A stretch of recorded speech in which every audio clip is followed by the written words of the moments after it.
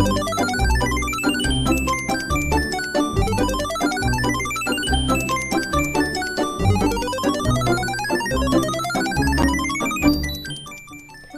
back to Radio Taiwan International. You're listening to Geek Out. What's your cup of tea? What tickles your fancy or floats your boat? Join us as we share passions from people in Taiwan and around the world. I'm your host, Michelle Chang, and today in the studio we have Sharon Lin and Issy Wells. Hey, you. Hey, everyone. I love this. Like the three of us together. It's been a while. It has been a while. Yeah, a very special episode of just us catching up. Yeah. Because, y'all don't know, listeners don't know, but because you're not in the office with us, but we've been kind of shorthanded.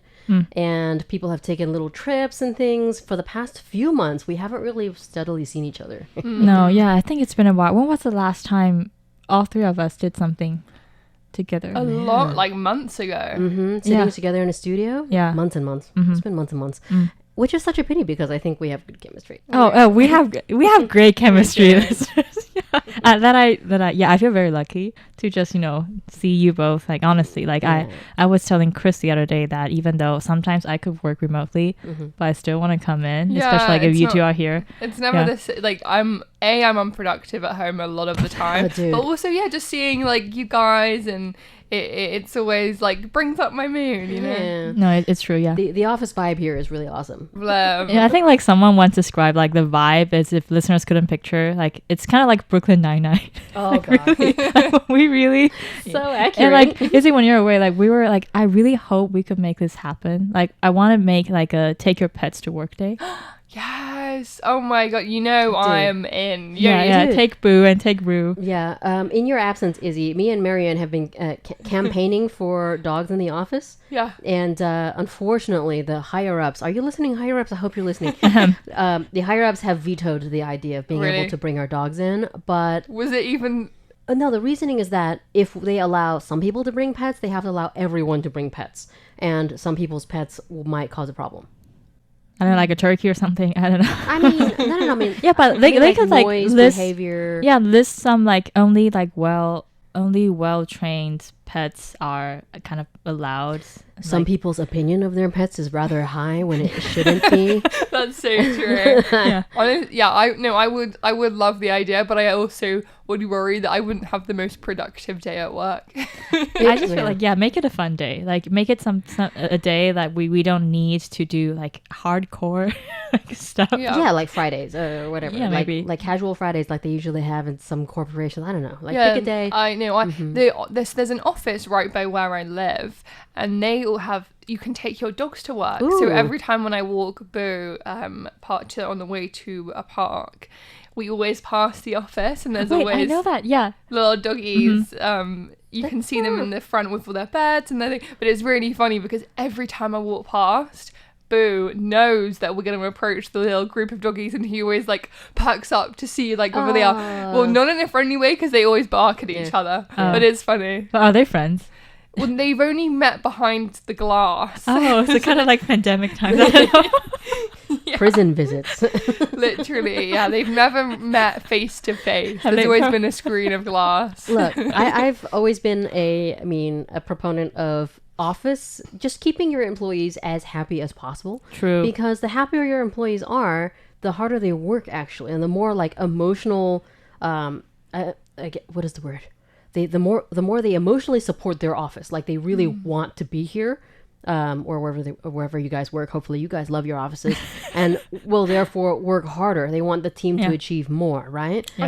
I think there's a lot of truth to that, because I do feel like when you even just having a good environment makes you excited to go to work every day. True. And you also then end up bringing more energy to your work and wanting to really do the best that you can, because it might not even be that you're trying not to do your best, but if the environment isn't making you the happiest, then it's hard to you don't want to be there. Yeah. Which is unfortunately like the stories all of my friends are saying. I think I'm the only one that says that I really like my colleagues. I love seeing them. And it's like, I think it's understandable, because I think for like most like corporate jobs, like you're just like don't an employee. Be there.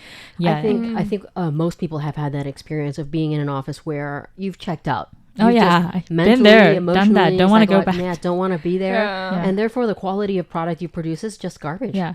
With other jobs that you guys have done, because in the UK, having the work culture is a big thing. So often on a Friday after work, or even maybe at lunchtime, during the week, whatever, you will eat food together, or you will go for drinks, or there'll be a lot of organized fun. Is it like that in Taiwan? Taiwanese people are too shy for that. No, like they don't talk to each other. No, I don't know. I feel like, okay, I'm definitely biased, but I feel like growing up here, it's not like, usually even if you work like just like their office is right next to yours, sometimes they don't even say hi to you, even though they know who you are. It's like, I think it's just culturally different. Are just not more confrontational here. They don't like that social awkward feeling if you do go say hi to someone and perhaps that's not perceived well, or they think you're weird or whatever.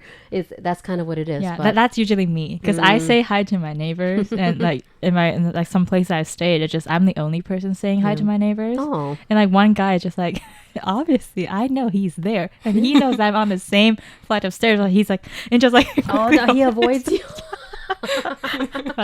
Well, I guess I can't. Okay, the reason why I actually prefer smaller city towns, it's a quote unquote town like Boston, over a bigger metropolitan area like New York City, is because places like Boston, the neighborhood in which you live in actually is quite tight knit. Like you all know each other. Same in Providence. Somebody moves in, people exchange cookies and other baked goods and say, hey. That's very wholesome. Yeah, it's very wholesome. More of a community-like feeling. Exactly. And that's kind of, well, there is this scene in the original not the original Spider-Man. First Spider-Man? Tobey Maguire. Yeah. Where Spider-Man is being attacked by the Green Goblin on the Brooklyn Bridge.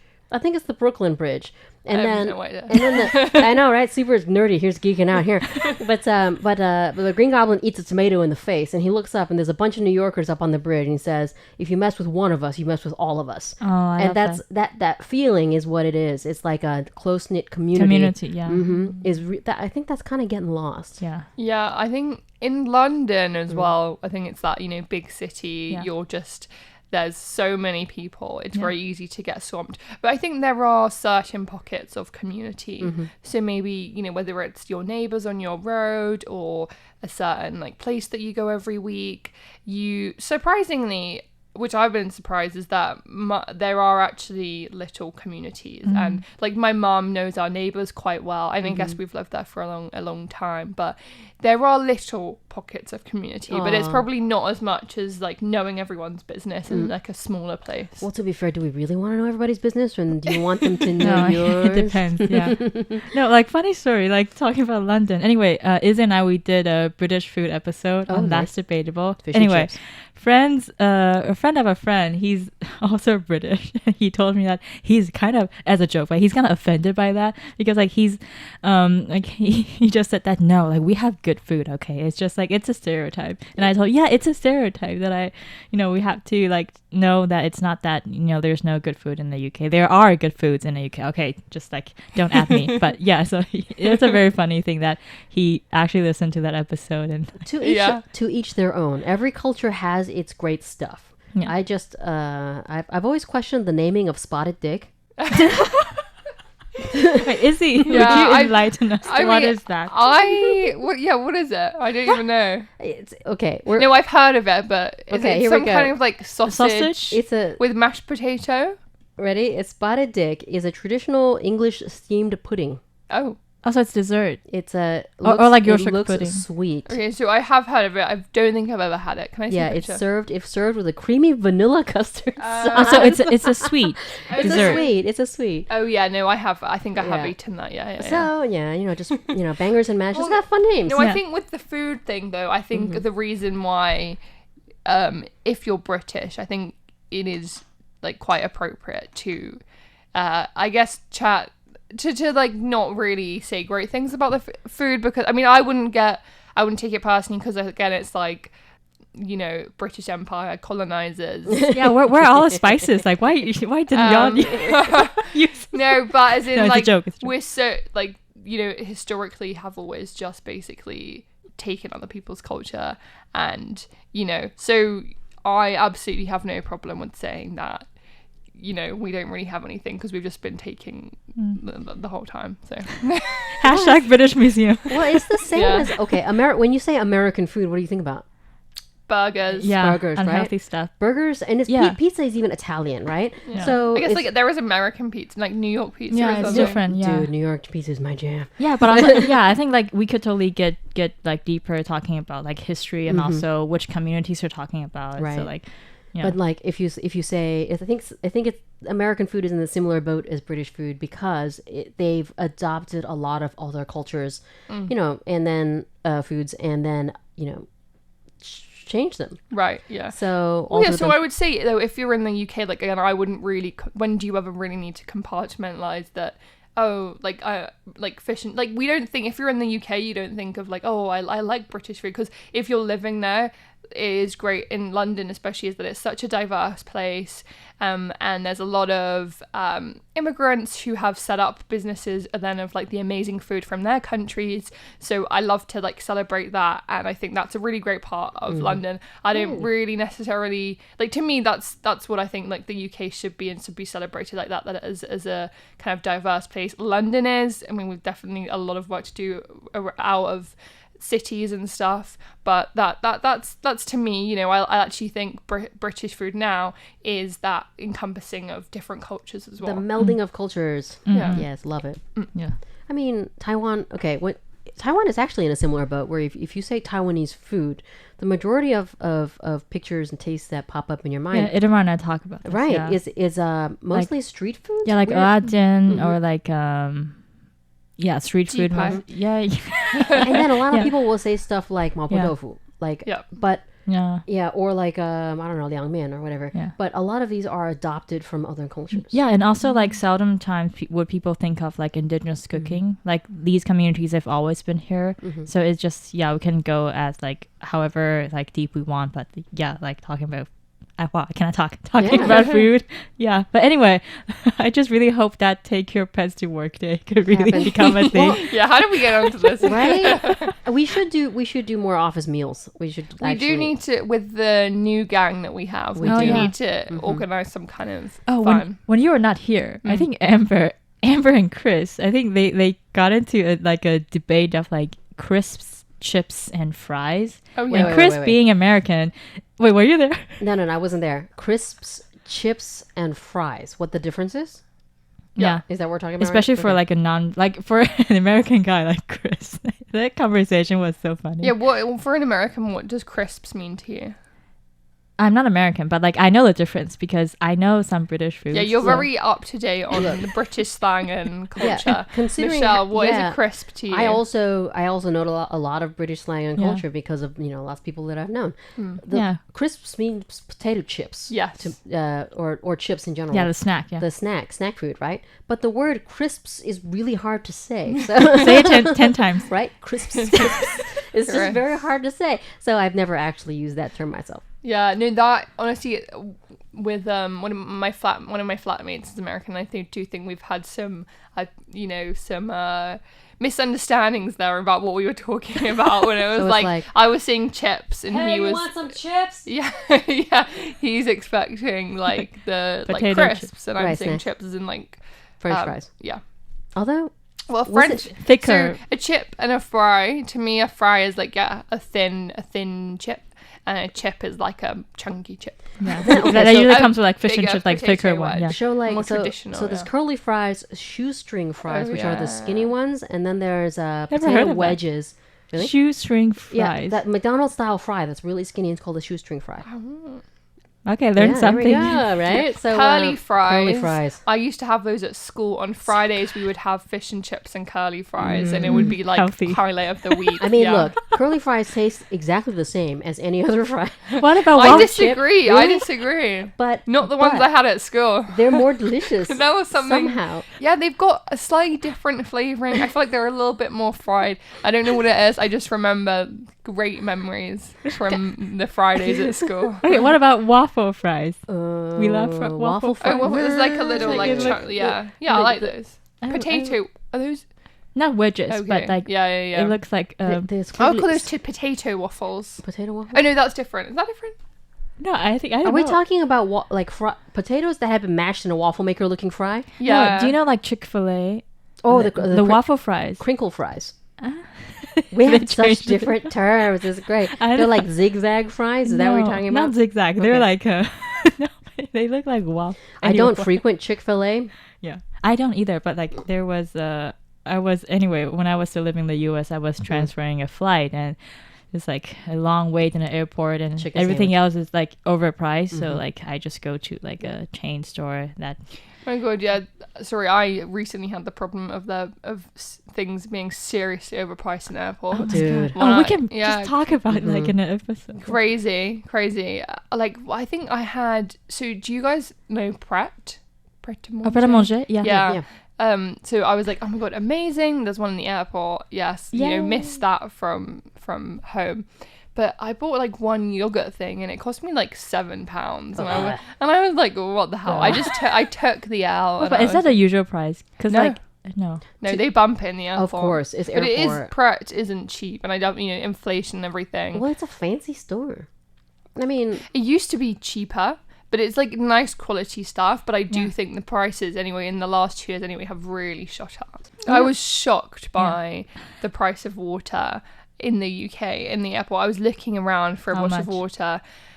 I think it was like at least £2, which was like insane to me. Like to me, a bottle of water is like 80p. Luckily, I carried on persevering, and I found a water Drinking fountain. fountain. Yes. Yeah. you guys, there's actually this. I was watching something on social, and there's a company called Free Water. And it's actually a paper carton of water, recycled, everything, and it's free because the brand has ads all over the sides of the container, which pays for the cost of water. Oh. So what they're trying to do is Where is this? in the U.S. so far, but hopefully they get everywhere. Okay. And yeah, you get this. It's covered in ads, so the ads pay for the cost of water, and they're trying to make it available in every market and convenience store, just so you can That's have really water. good. I don't know. Right. Yes, but so many like potentially like debatable things. Yeah. I guess it's better than plastic bottles. Like plastic bottles are still everywhere. Which I was actually as well surprised that when I went back to the UK, I was kind of expecting. I thought from my memories that they were really progressing there with protecting the environment stuff, recycling things. Still a lot of plastic, like more so than Taiwan, which I know Taiwan are also really on it, but I kind of was expecting similar from the UK when I went back. Recently I had a friend from the US visiting, and she was saying that there's currently, it's really popular, is this specific type of water bottle, and it's a metal one, but you can basically reuse it and refill it. But she just said that they're super popular. You can eventually like chuck it, but you're meant to kind of like reuse, refill. And she said Hydro it's Flask? apparently really popular. I don't know. But you what's just, the differences between that and like usual? It's not because it's not heavy duty enough like a proper reusable like bottle. Oh. It's like one that you just buy in the supermarket along with all the bottles of water, but you just choose that one. But it's metal and you can refill it. And I don't know, maybe you can even refill. They have specific points that you can fill it. So it's kind of like semi-permanent. Yes. Yeah. That's neat.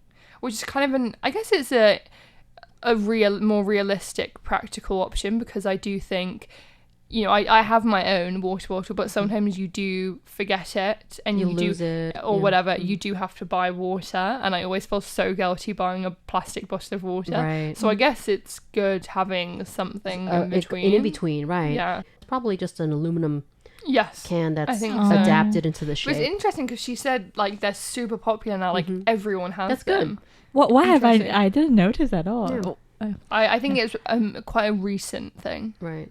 Okay. Kind of like how Taiwan is trying to implement a reusable cup system, Oh, yeah, but yeah. very few people have ever seen it. Yeah. I've never used it because usually if Have you I even seen it? I haven't seen I it. have seen those, but Okay. like usually if I'm buying something, I usually have my own bottle because true. usually like I'm coming like from work or so I do have like something that I just use. So So the deal with that, I did briefly see the news, but you can basically use a reusable from Seven or wherever, Yeah. a reusable cup, To get some coffee or whatever. and then you give it back. yeah.